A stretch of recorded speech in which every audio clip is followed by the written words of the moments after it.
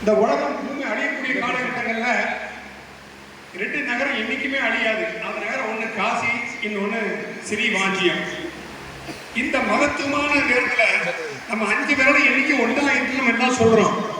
ஆனா பஞ்சாங்க தத்துவத்துல 5 தன்மைகளையும் ஒன்றாக இணைக்கக்கூடிய இந்த உத்தம மாநாட திறந்திருக்காங்க. அதுக்கு ஐயாவுடைய எவ்வளவு ஒரு நல்ல விஷயம் மனசுல இருக்கணும், நல்லது போய் சேரணும், சரியான நேரத்தில் சேரணும்னு சொல்லிட்டு ஞாயிற்றுக்கிழமை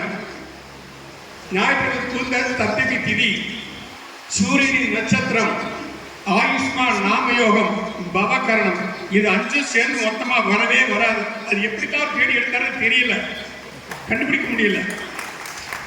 இந்த பஞ்சாங்கங்களையும் ஒண்ணு சேர்த்துட்டாரு, 5 பேரையும் ஒண்ணு சேர்த்துட்டாரு. நம்மளால முடியாது, 5 பேரும் ஒண்ணு சேர்த்துட்டாரு.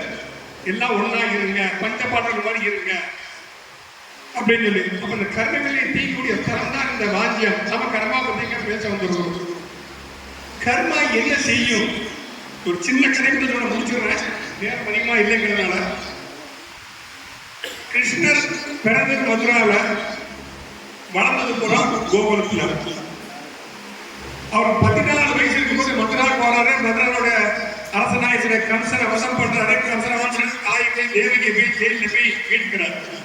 தேவகி கோபம், ஏண்டா நீ எல்லாம் ஒரு தெய்வமா, உன்னோட இறைவனோட அவதாரம் சொல்றாங்க, நீ பரமாத்மான்னு சொல்ற, பெத்த தாயை உனக்கு நீப்பதற்கு 14 வருடங்கள் உனக்கு ஆயிட்டா கேட்கிறாங்க. நியாயம் தானே, ஒரு தாயார் பரம்பரை ஆதங்க தானே.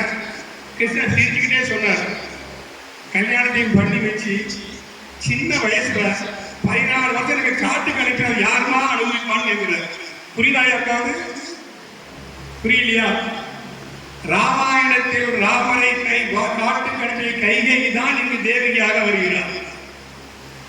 அப்ப அந்த 14 வருஷம் நீ காட்டு கழிப்பினே, அந்த கர்மங்களை நிதானமா தீக்கணும்னு சொல்லிட்டு தான் 14 வருஷம் கழிச்சுதான் கிருஷ்ணர் விடுதலை செய்யற. கர்மங்களுக்கு தீராது, அதை போக்கும் தன்மையை நம்மளால் உணர்த்த முடியும். அதை தானத்தினால் நம்மளால் வெல்ல முடியும். அதுதான் இன்னைக்கு நம்ம ஜாப்பான் சாமிகள் நீங்க காலையில செஞ்சிருக்கிறார். எல்லார் கையிலும் தாரிகளத்தை கொடுத்து அங்க மகாசங்கல் சொல்லாம் பண்ண வச்சு உங்களோட அதிர்ஷ்டம் பாருங்க. எப்பவுமே நான் இது வரைக்கும் அங்க அங்க புத்தகங்கள தண்ணீரே இருக்கிறது இல்லை. ஆனா இந்த டிப்பா அவ்வளவு தண்ணி, அது தெளிவா இருக்கிற தண்ணி வேற, கலக்கலா கூட இல்லை. இப்ப எவ்வளவு புண்ணியம் நீங்க பண்ணிருக்கீங்க. அத்தனை புண்ணியத்திற்கும் ஒரே காரணத்தான் ஜோதிட பீஷ்மாச்சாரியார் தாமவான். என்னது என்பது நம்ம பண்ண கடன் தெரியாது. எல்லாம் நாம கடன் போட்டிருக்கோம், ஆனா நம்ம கடனை அவர் தீர்த்துட்டு இருக்கிறார். சொன்னதான மகிமை அப்படிதான். இப்ப ஜாதகத்துல நம்ம பல தோஷங்களை பற்றி பேசுறோம். ஒரு கரணம் என்ன, இந்த மாதிரி நான் அணுகுமுறை என்ன அப்படின்னா, ஒருத்தர் 2 நாளைக்கு செவ்வாய் இருக்கு, செவ்வாய் தோசை இல்லைங்கிறவங்க நம்ப மாட்டேங்கிறாங்கன்னா சிம்பிள் ஜாதகம். யாருக்கு செவ்வாய் ஆட்சி உச்சமா இருக்கிறானோ அந்த பயிர் கட்டினீங்க செவ்வாய் தோசை வராதுன்னு சொல்லிவிட்டு. ஏன்னா தம்பதிகள் தேர்வுதான வாழ்க்கை. இதுதான் விதிவிலக்கு. ஒருத்தருக்கு தோஷம் இருக்குன்னா இந்த தோஷம் இல்லாதவங்க கூட சேர்த்து தோஷத்தை அமைச்சு அவருக்கு செவ்வாய் யோகமா இருக்கு, செவ்வாய் பலமா இருக்கு. அப்ப எப்படி உங்களுக்கு செவ்வாய் தோஷத்தை கொடுக்கும்? அதே மாதிரி 7ல கேது இருந்தா பிரிவினை வரும், சண்டை வரும், கோர்ட் கச்சேரிக்கெல்லாம் போகணும். ரைட்டு. அப்ப என்ன செய்யணும்? 7ல கேது ஒரு பெண்ணுக்கு இருக்குன்னா ஜெயில வேலை செய்யறவன், கோர்ட்ல வேலை செய்யறவன், போலீஸ்ல வேலை செய்யறவன், டாக்டரா வேலை செய்யறவன், இவனை கல்யாணம் பண்ணி வைங்க. அவன் டெய்லி பிரச்சனை வெளியில சந்திப்பாங்க, குடும்ப பிரச்சனை இல்லாம இருக்கும். எல்லா ஜாதகங்களையும் விதிகள் எவ்வாறு இருக்கிறதோ அதற்கு விதி விளக்குகளும் இருக்கத்தான் செய்யும். இதை நம்ம பார்க்கறதில்ல. மக்கள் புரிஞ்சுக்கிறது தயாரா இல்லைன்னா நாம புரிய வைக்க தயாரா இல்லை. அந்த தன்மையினால்தான் நம்ம வேலை சொல்லும்போது பல பேர் தோற்று போயிடுறோம். இப்ப அவருக்கு என்ன வேண்டியிருக்கு? அவர் இருக்காதா? அவருக்கு ஒரு வேலை வெட்டே இல்லையா? தொழில் பண்றாரு, சுடமானல் கோயில் ஒரு பூஜை பண்றாரு, எல்லா கைகறியும் விட்டு குடும்பத்தோடு அவர் உழைக்கிறார் அப்படின்னு சொன்னா இந்த ஜோதிடர்கள் அறியாமையில் இருக்கிறார்கள். இவங்க அத்தனை பேர் கர்மவினையை போக்குவதற்கு ஒருத்தர் தேவை. அந்த உதயசூரியன் இதே கர்மவினை விதிவிலக்காச்ச. நான் பேசுறதுக்கு ஒண்ணுமே இல்லை. நான் பேசத்தான் அவர் செஞ்சுட்டாரு கடையில். நான் பேசுறேன்னு சொன்னா அது பொருள் அவர் செஞ்சுட்டாரு.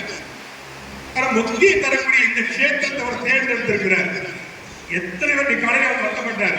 நன்னிலமா எங்கே இருக்கு, ஸ்ரீவாங்கியமா எங்கே இருக்கு, இது கூட தெரியாம தான் எல்லாரும் இருக்கிறாங்க. ஆனா அத்தனை பேரையும் நீ வாங்கியாங்க, உங்களுடைய பிரச்சனை நான் தீர்த்து வைக்கிறேன்னு உங்களெல்லாம் வரவழைச்சு அரிசுவை உணவு கொடுத்து நல்ல தங்கத்துக்கு இடவசதி எல்லாம் பண்ணி கொடுத்து இதெல்லாம் பண்ணியிருக்காருன்னு அவர் என்ன பண்ண அவசியமா? ஆனா ஆண்டவன் அப்படி ஒருத்தரை நியமிச்சிருக்கானா அதுக்கு தகுதியான ஒரு நபர் ஜாம்பவான். அப்ப நாம வாழ்க்கை வழிவகுக்க மாட்டோமா? நமது செயல்பாட்டில் தர்மம் இல்லை. என்ன செஞ்சாலும் நம்ம சௌரியத்துக்காக சுயநலம் ஒன்னே நாம் கிடக்குன்னு பார்த்துட்டு இருக்கோம். அந்த சுயநலம் ஒன்னே நினைக்கிற இடத்துல சுயநலம் இல்லாமல் நமக்காக பாடுபடுவர் ஜாம்பவான் சாமி. நாம அதே மாதிரி மாற முடியுமா? முடியாதா? முடியும். மனுஷனா பிறந்ததான சித்திரா மாறினோம். ஏன்னா அனுமார் யாரு? ஒரு வானரம். பக்தியின் மூலம் பகவானாவே இன்னைக்கு பரிணமித்து நிரந்தரமாக பூமியில் ஜீவித்துக் கொண்டிருக்கிறார் ஆஞ்சநேயர். காரணம் பக்தி. அந்த பக்தி மார்க்கத்தை நாம் சென்று எனக்குன்னு எதுவும் இல்லை, அவன் என்ன கொடுத்துருக்கான், அடுத்தது குடுஞ்சு என்னை படைச்சிருக்கிறான், அதை நான் செய்யறேன்னு சொல்றவர் நம்ம ஜாம்பவான். அப்ப நான் பேசுறதுக்கு ஒண்ணுமில்லை, நான் கர்மா பத்தி பேச வந்தேன். அவன் கர்மாவை செயல்படுத்தி ஒரு செயல்கிறதாக நடந்து கொண்டிருக்கிறார்.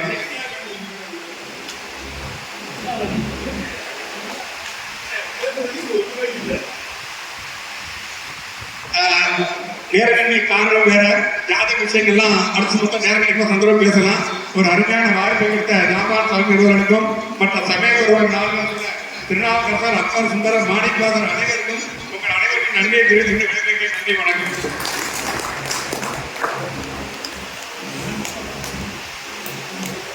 அன்பார்ந்த சகோதரர்களே, இப்பொழுது தர்மசாஸ்திரம் பேசப்படுகிறது.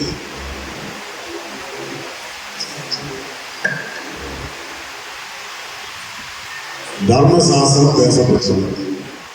தர்மம் ஜெயிக்க போகிறதா தோக்க போகிறதா அப்படின்னு சில நேரங்களில் சில ஆர்குமெண்ட்ஸ் வரும். அதை மாதிரி தான் இது. ஒரு விஷயத்தை தெரிஞ்சுக்கிங்க, மனமும் செம்மையானால் மந்திரம் தேவையில்லை. அவர் சொன்ன ஒரே வார்த்தைக்கு நான் ஒரே பதில் சொல்றேன். மனமும் செம்மையானால் மந்திரம் தேவையில்லை. நான் ஸ்பெல் ஸ்டோரேஜ் சொல்றதும் ஒண்ணுதான், தாயாவது காலத்தோடு கொண்டு போகிறதும் ஒண்ணுதான். ஒருத்தர் விரைவு பெருங்கடனை நீந்தி கழிக்கிறதுன்னு சொல்றாரு. ஒரு சில பேர் விரைவு பெருங்கடனை சாப்பிட்டு ஒரே கழிக்கிறதுன்னு சொல்றாரு.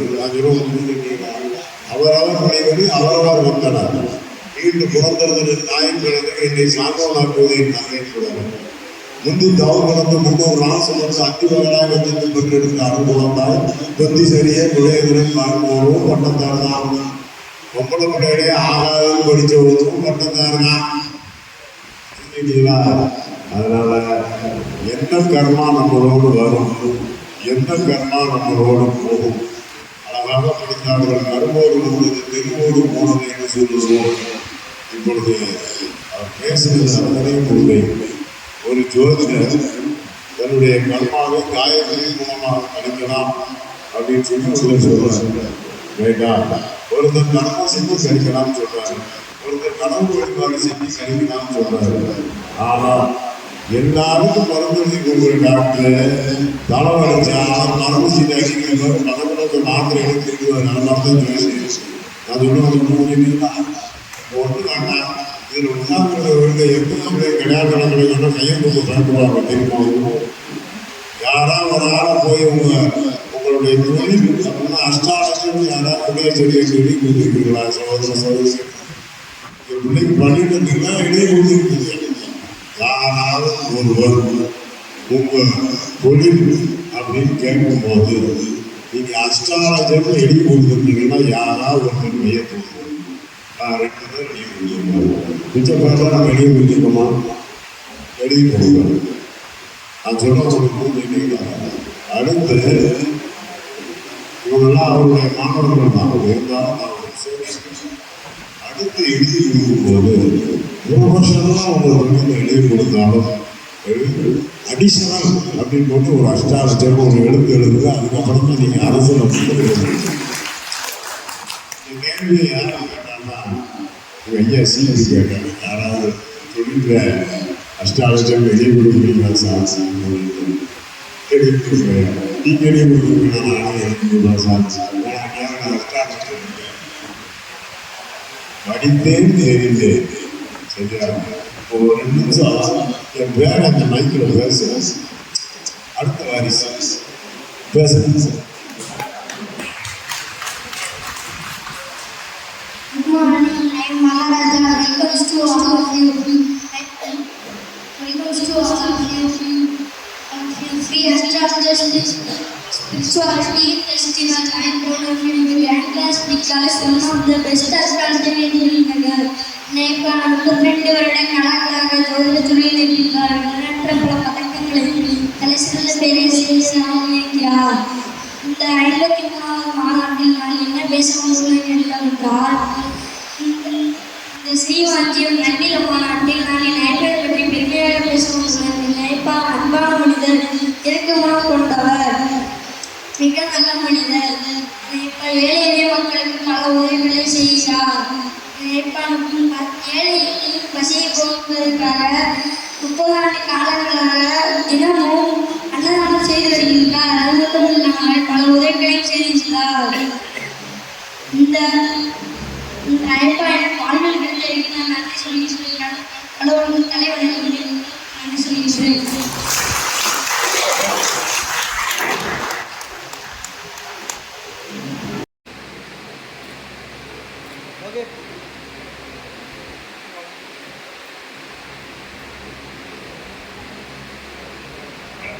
ஆச்சாரிய ஸ்தானத்துல இருந்து ஒரு விஷயத்தை சொல்லணும்னா அவருக்கு எல்லா கலைகளிலும் வெற்றி பெற்றவராக இருக்க வேண்டும்.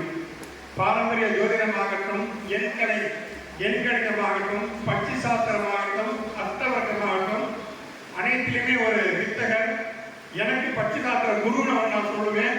அப்படி நம்ம கோட்டை திருப்பணி அவர்களுக்கு உங்கள் அனைவரின் சார்பாக கௌரவப்படுத்தி ஜோதிட துரோணாச்சாரியா என்ற விருதை வழங்குவதில் பெருமைப்படுகிறேன்.